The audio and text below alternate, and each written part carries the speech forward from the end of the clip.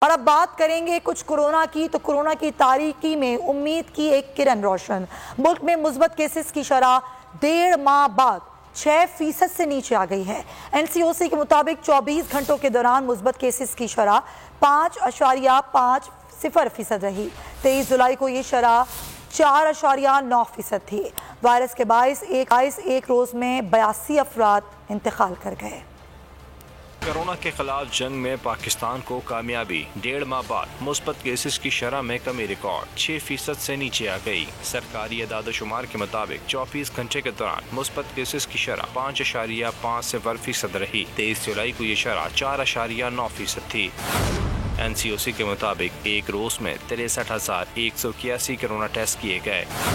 وبا کے باعث 82 افراد انتقال کر گئے۔ 3,480 وبا کا شکار بنے۔